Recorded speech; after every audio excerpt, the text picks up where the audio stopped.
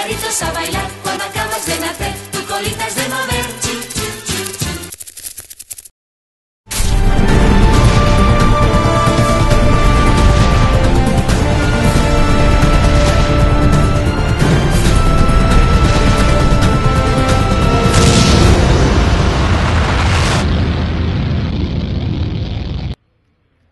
La policia municipal porta 5 setmanes consecutives sortint al carrer per queixar-se davant de l'Ajuntament de la ciutat per demanar que algú els escolti i contesti les seves reclamacions laborals. 2 anys lluitant per aconseguir que el conveni que van signar amb el consistori Oloti i que encara és vigent es compleixi.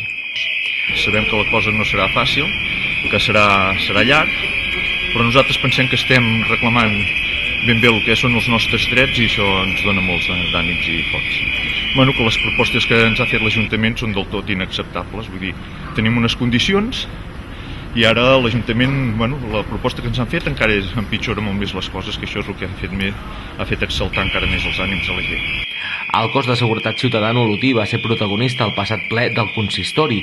Després de la sessió plenària van poder fer una pregunta, després que se'ls negués presentar una moció. El fet és que aquest col·lectiu, del que vostè s'avergonyeix, ha anat reculant i reculant, fins que ja ha tocat amb l'esquena contra la paret.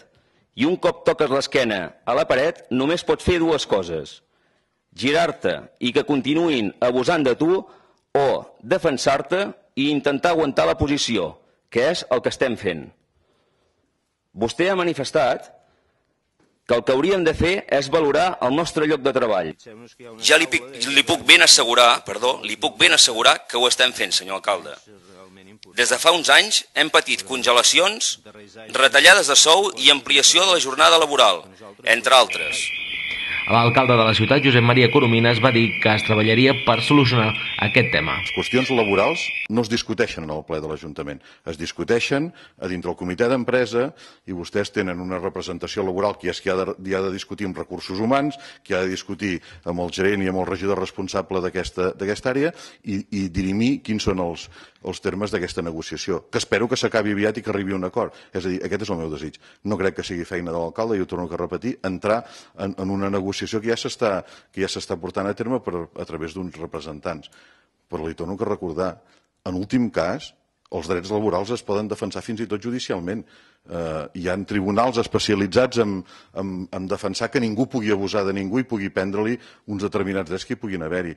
Si vostès pensen que els estem fent una acció il·legal, tenen, i jo els animo que presentin una demanda, contra l'Ajuntament. La meva voluntat no és aquesta, la meva voluntat és que ens assentem en una taula, no ens assentem, jo no hi seré, però s'assentin en una taula amb els representants de l'empresa, que en aquest cas és l'Ajuntament, i en parlin directament i arribin a un acord. Espero que tothom sigui generós i que arribi a un acord. Demà al matí els membres de la Policia Municipal d'Olot tornaran a sortir al carrer a la 1 del migdia per demanar que no es retallin els seus drets i per fer-se sentir, però ho faran d'una manera especial. Volen convidar tots els ciutadans que vulguin acompanyar en aquesta protesta, que començarà a la 1 del migdia a la porta de l'Ajuntament d'Olot. A més, volen arribar al centenar de persones.